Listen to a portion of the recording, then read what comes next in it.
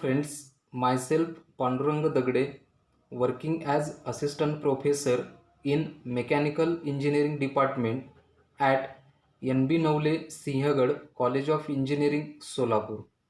My specialization is in mechanical design engineering. In this lecture, we start the discussion of unit number 5, solar energy. First, see the points to be discussed. Solar radiation outside the Earth atmosphere and at the Earth's surface. Then we have to measure the solar radiation with the help of pyranometer and pyrometer. Solar radiation geometry, LAT and SCT. After that we have to learn solar concentrators, in which we have to learn the method, classification and types.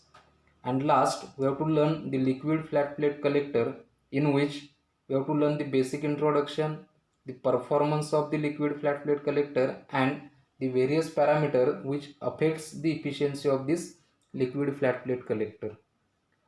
This chapter is concerned with the availability of solar radiation as an energy source.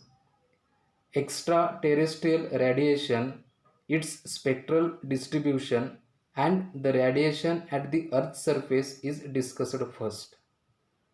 Instruments used for measuring solar radiation and methods used for presenting data are then described. The geometry of solar radiation and the various angles used are defined so that it is possible to convert the flux on one plane to an equivalent flux on another.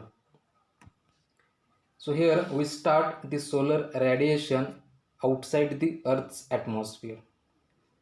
The characteristics of the sun's energy available outside the Earth atmosphere are discussed here. The sun is a large sphere of very hot gases. The heat being generated by various kinds of fusion reactions. The mean distance between sun and earth is 1.496 into 10 raised to 8 km. The sun is large and it subtends an angle of 0.53 degree at the earth's surface. Thus, the beam radiation received from the sun on the earth is almost parallel. Measurements indicate that the energy flux received from the sun outside the earth's atmosphere is essentially constant. The solar constant, that is I suffix Sc, is the rate at which energy is received from the sun on a unit area perpendicular to the rays of the sun at the mean distance of the earth from the sun. The earth revolves around the sun in an elliptical orbit, having a very small eccentricity, and with the sun at one of the foci. Because of this variation, the extraterrestrial flux also varies. The radiation coming from the sun is equivalent to black body radiation. This can be shown by using the laws of black body radiation, that is Planck's law and Stefan Boltzmann law. Now see the solar radiation at the Earth's surface. Solar radiation is received at the Earth's surface in an attenuated form because it is subjected to the mechanisms of absorption and scattering as it passes through the Earth's atmosphere. Figure shows the schematic representation of the mechanisms of absorption and scattering and beam and diffuse radiation received at the Earth's surface. The internal energy of the atmosphere increases due to presence of ozone, water vapor and other gases like CO2, NO2, carbon monoxide, etc. Due to this, scattering occurs and scattered radiation is redistributed in all directions. some going back into space and some reaching the Earth's surface. The mechanisms of absorption and scattering depends on the atmosphere without clouds or with clouds. Now see what is meant by beam radiation, diffuse radiation and total radiation. Solar radiation received at the Earth's surface without change of direction, that is in line with the sun, is called beam or direct radiation. The radiation received at the Earth's surface from all parts of the sky's hemisphere is called diffuse radiation. And the sum of the beam and diffuse radiation is referred as the total or global radiation. Here we discuss the solar radiation measurements. Solar radiation flux is usually measured with the help of a pyranometer and a pyrometer.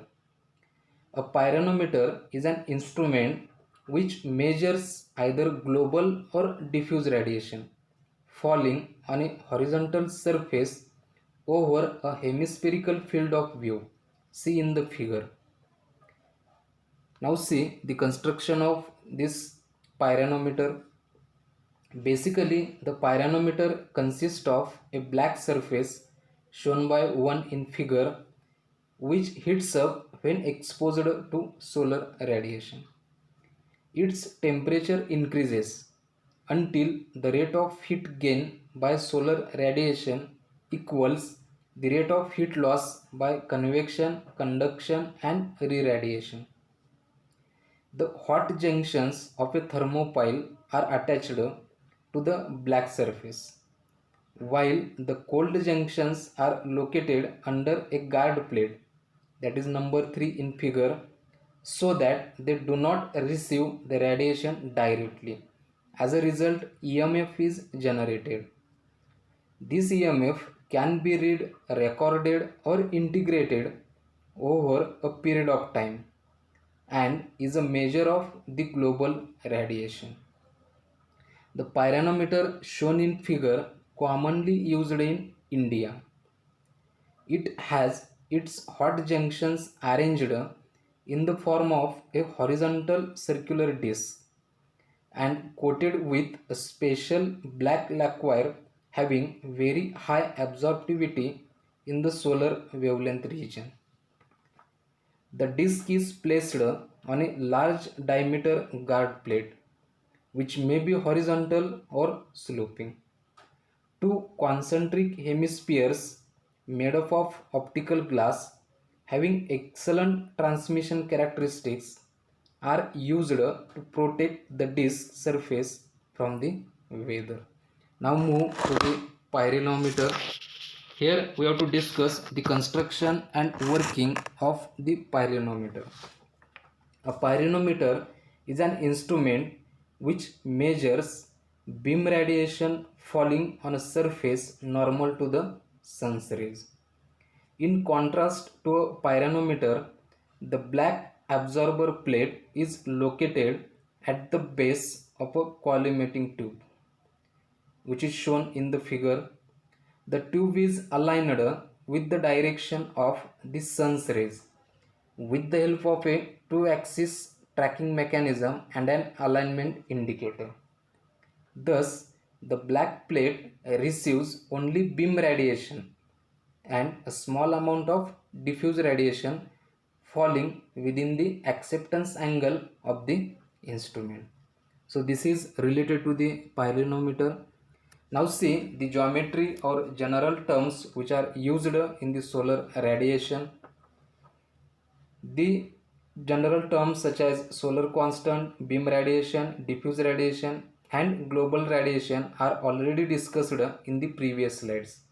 Now we discuss the remaining terms, that is air mass, zenith angle and the solar altitude. So first starts from the air mass. It is the path length of radiation through the atmosphere, considering the vertical path at sea level as unity. So this is nothing but the air mass. Now move to the zenith angle. It is the angle between the beam from the sun and the vertical. And the solar altitude is the angle between the beam from the sun and the